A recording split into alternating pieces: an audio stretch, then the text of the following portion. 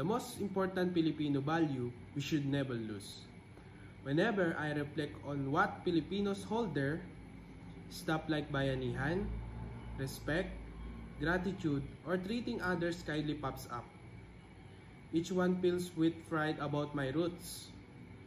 Still, if I had to pick just a single principle worth keeping above all else, it's be caring for people around you, simple kindness that connect us no matter what. To me, this basic idea shapes everything about us. When crisis hits, it's why I still lend a hand to someone nearby even if life thought for me too.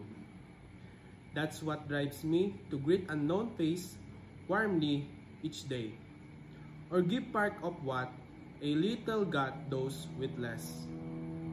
Same mindset fuels countless Filipinos like folks around me, or even myself, to keep pushing forward, not only for personal gain, so loved ones and tones back there can get ahead.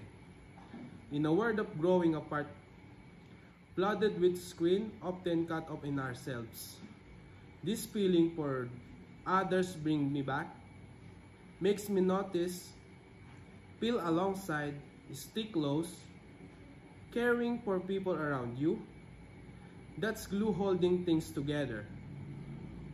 Whatever life takes us, whatever get thrown our way.